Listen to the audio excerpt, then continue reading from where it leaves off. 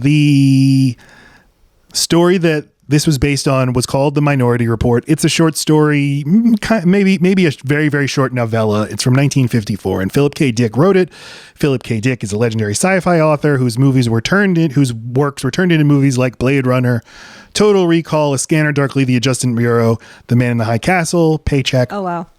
And I had never read Minority Report until this morning. It's very interesting. This morning, that's how fast this man reads. But we need to check in with our friend Steven Spielberg. Please, look at him looking like Steve Jobs.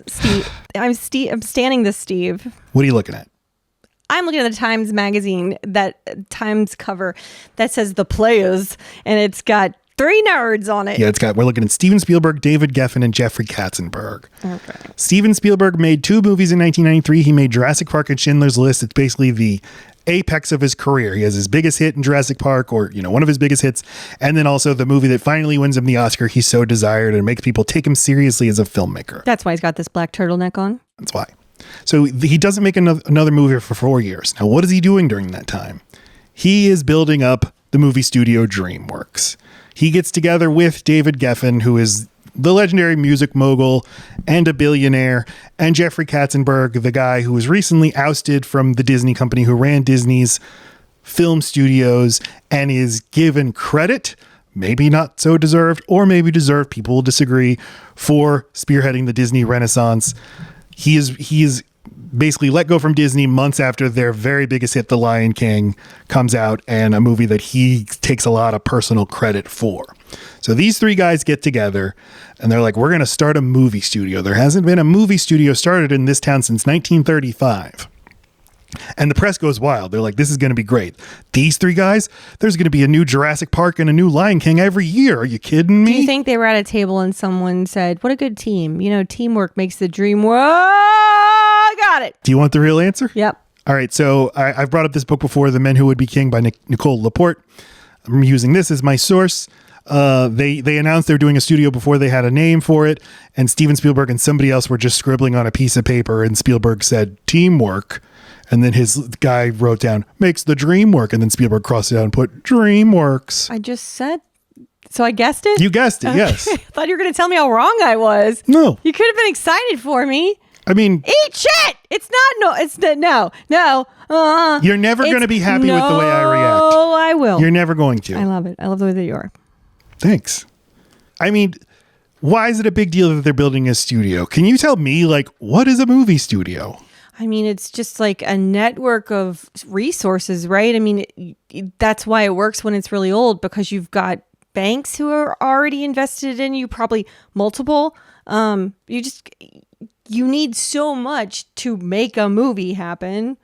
It just seems like connection and just being a founded company. I mean, are they like a contractor? Not are they what would you describe what they do? They have their hand in every aspect of it, or they just fund it? So the fund, that is more than anything, is they're the bank. They're the bank. Yes, they are. They invest in they finance movies, and then. But where did they get that money, Matt? Is it literally made of a board or a bunch of people who own that thing? DreamWorks. I'm sorry.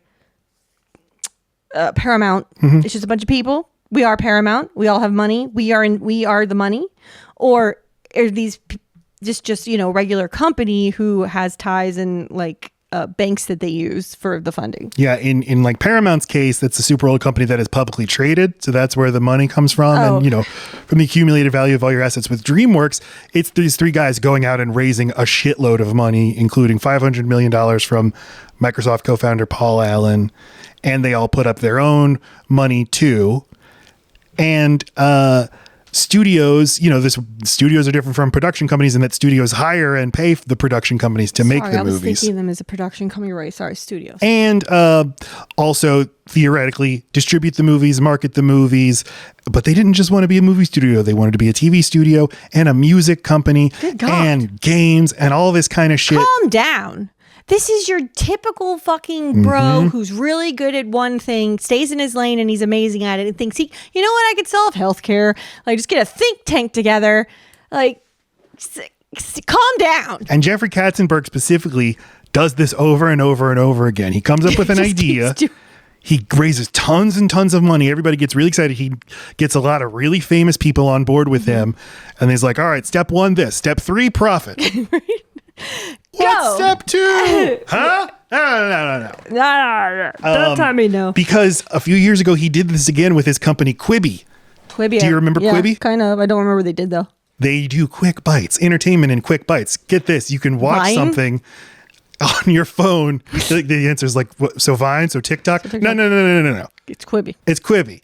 We pay really famous people to make the content. Ew. So it's Cameo. Well, but it's like, it's basically if we make movies and TV shows, but for your phone and chopped up into really small segments. Oh my God. Yeah, like there's like scammy things like that where like you have to buy every 10 minutes of it. It's like particularly in I'm trying to think of who does this, but I always watch YouTube people who break down the scammy ones. That it's usually vampire and werewolf related, a lot of fantasy. Are this is stuff you watch? These aren't games? Right. No, these are 10-minute movies that all string together to make one big movie. Huh. They're Quibis. And Quibi was like this spectacular failure that happened so fast. You had the entire story. And DreamWorks wasn't necessarily a failure, but there are a lot of parallels in that they're... But did DreamWorks not take a while to fail? It took a while to fail, and you can ultimately say... It was the studio for a fail? certain thing.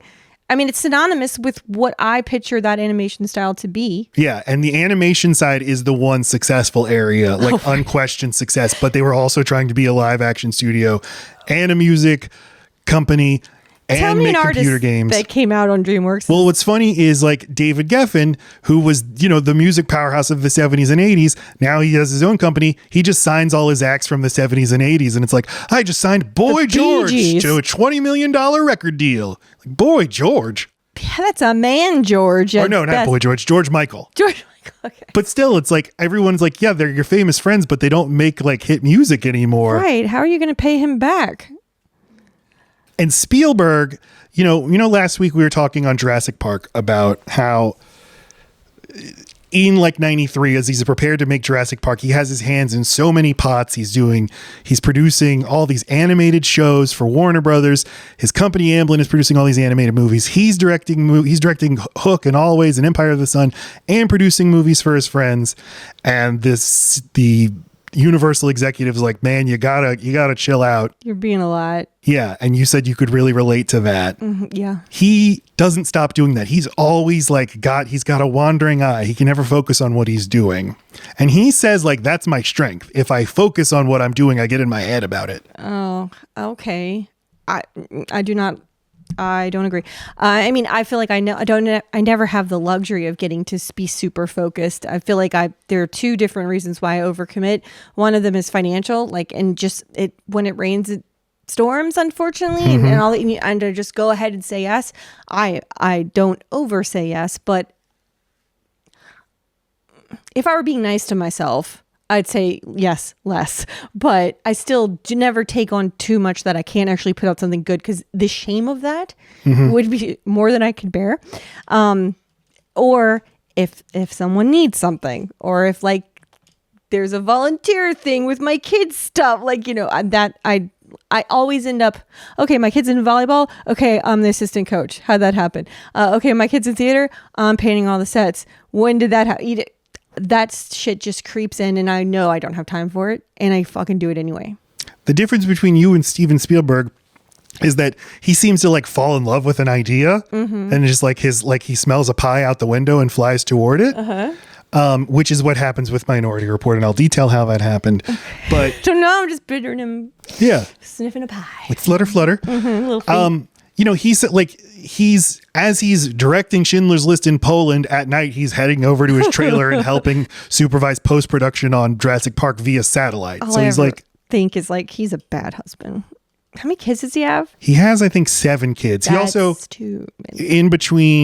in these 4 years that he takes off, he also he gets remarried. He and his new wife adopt several kids, and they each have kids from their previous marriage. And it seems like this is when he tries to become a good family person. Okay, and by all accounts does. Okay, just don't experiment on fucking kids who needed to be adopted in the first place. I'm sure she's lovely. I'm sure they're fine, but I don't know. Nothing takes the place of a dad who's around. when he asked his wife Kate Capshaw if he could start a movie company with Jeffrey Katzenberg, she's like, okay, but you cannot turn into Jeffrey Katzenberg because I know he's a business psycho who works 24 hours every day. Well, then what was Steven before? He's just a different kind of psycho. He's a movie psycho. Yeah, but he's like, you got to be home at 5:30 every day, Steve. That's what he was managing before? That's what he needs to turn into. You need to come home and be with us and these kids every day. Damn kids. So, the idea with DreamWorks is like, we got Steven fucking Spielberg and we got Jeffrey Katzenberg. We're going to make a Jurassic Park every year and a Lion King every year. And it's just going to be nothing but hits. And like, this is how the press reports it. Got it. But weirdly, Steven Spielberg kind of decides at that point, I'm not going to do big movies anymore. I mean, he does, but the days of his unquestioned mega blockbusters is kind of over, save for Saving Private Ryan and Indiana Jones 4. And he doesn't commit to only working for DreamWorks. He still has commitments to other studios, like he's going to make The Lost World Jurassic Park for Universal, and he's got his damn wandering eye. Instead of developing projects for DreamWorks, he'll hear of something like another studio's got something, so he just gets DreamWorks to partner with that studio, which means when the movie like Saving Private Ryan is a giant hit, DreamWorks has to share all the rewards. But they wouldn't have had a big giant hit if he didn't get them involved. Why does that matter? Because rather than focusing on developing his own idea that they can own entirely, he's basically just going out and looking for stuff. These were their fucking ideas? So we're looking at some of their early movies. We've got the Talking Bird comedy Pauly. We've got Ants. We have The Prince of Egypt. We have Mouse Hunt. We have Amistad. Okay, but Ants just suffers from coming out right around Bug's Life, right? Before A Bug's Life, and that's its own fucking story where Katzenberg met with John Lasseter, who told him we're going to make this bug movie, and he's like, sounds interesting. And then his passion project is The Prince of Egypt, and then he finds out that Pixar's releasing A Bug's Life on the same day as The Prince of Egypt, and he's like, you can't do this to me. So he pushes up production of their bug movie to make it come out first. Yeah. It's its own fascinating little story. All right. So DreamWorks has a bunch of hits. They have their animation studio that produces Shrek, which is the big giant franchise they've been looking for. And they have hits like Saving Private Ryan, Gladiator, American Beauty, Castaway. But all of these movies, they're sharing with other studios. And more than anything, studios are giant companies that require a lot of money to run. And the reason studios are able to do it is because they have a back catalog. You have, not just movies, but TV shows that are just continually bringing in money. Passive income. If you're the studio that made Seinfeld, you're just getting hundreds of millions of dollars every year from selling Seinfeld to different TV stations around the country, or later to Netflix or on DVD. And they're just not getting any of this stuff because they're brand new. Right. And that's basically what ultimately leads it to not falling apart, but basically just getting sold to another studio. But Steven Spielberg, Jan De Bont, the director of Twister, and we recorded a commentary on Twister. He directs a movie called The Haunting for DreamWorks, and Spielberg produced Twister, so they got to know each other there. Do we like that one, The Haunting? I watched it recently, and it sucks. We don't like it. We don't like it. He and Spielberg are apparently on a plane to ILM frequently. And apparently lots of business happens on these plane trips. I feel like I just heard a story about something happening because of a plane trip. This is just where these business guys are forced to just do nothing but talk to each other. And this is where the real stuff happens. Yeah. And De Bont says he's been trying to adapt Minority Report for a long time. And Fox is interested, but they're not so sure. And he says, if I could get Tom Cruise on board, then they'll give me the green light. Spielberg, you're good friends with Tom Cruise. Are you? Tom Cruise and Steven Spielberg are good friends. They're neighbors. Oh. But they've never worked together. And Spielberg talks to Tom, and they go to Fox, and Spielberg will be involved in a producer. And Fox says, we'd love to give you the green light if Spielberg directs, not De Bont. And so De Bont steps away and produces the movie because he's... Ouch. Yeah, but he says he's like happy that the movie will get made. Okay. And so that's why Spielberg directs Minority Report. And as such, it becomes a co-production between DreamWorks and Fox. But still, a Spielberg Tom Cruise movie, a giant action sci-fi blockbuster, this is gonna be the biggest fucking movie in history. Tom Cruise at the time, biggest star in the world, making both like serious art movies, serious movies for serious directors like Eyes Wide Shut and Magnolia, but also he's turning movies like Jerry Maguire into huge hits. Well, and trippy movies like Vanilla Sky. And he has his franchise in Mission Impossible.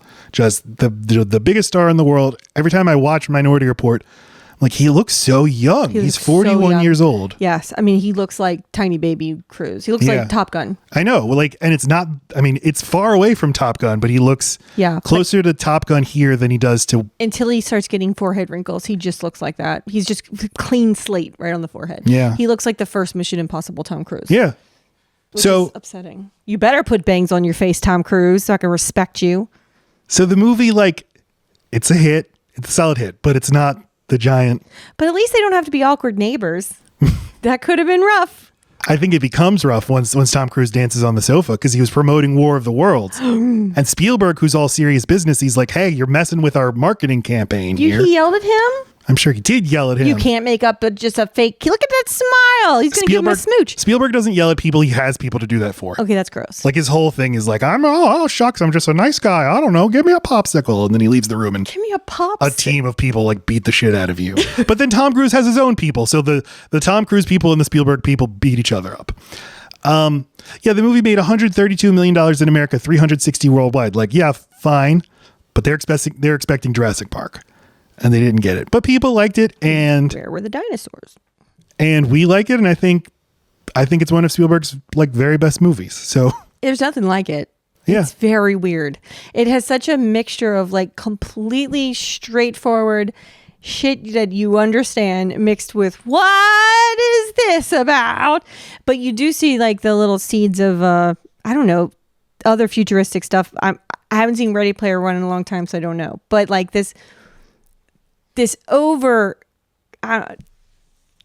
people really have a weird idea of how long it takes for infrastructure to change.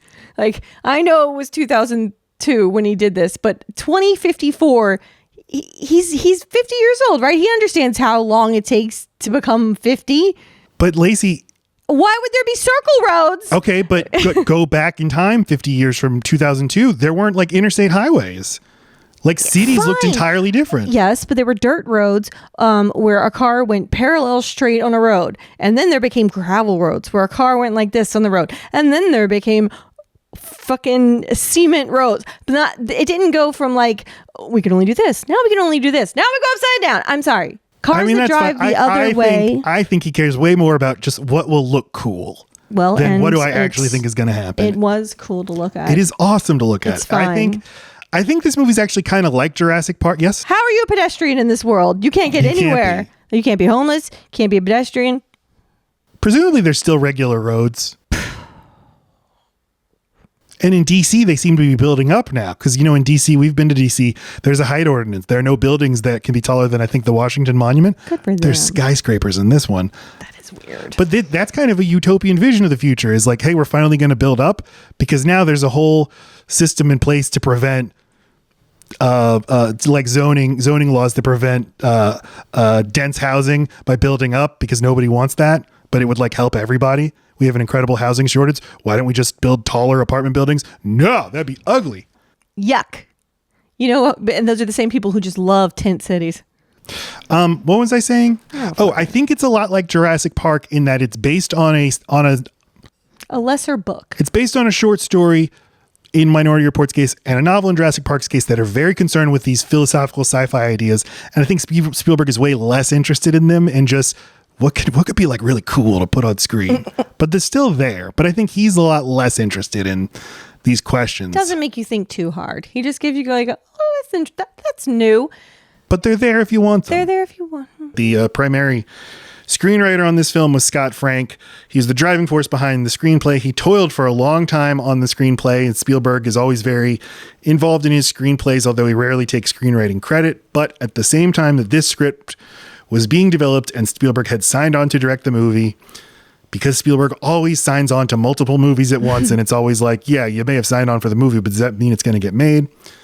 He's also developing the movie AI Artificial Intelligence, which was a Stanley Kubrick project that he'd been working on since the 70s. And when he died, Steven Spielberg said, I want to take that over and make that for Stanley.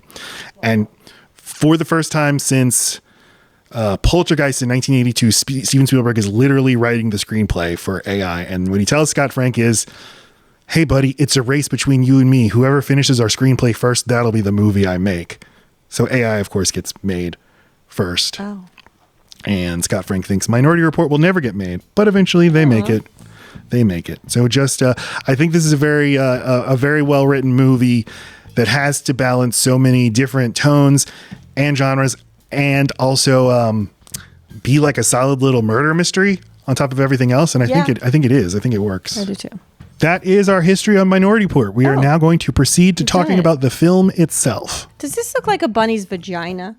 I was full of water. Yeah. Okay.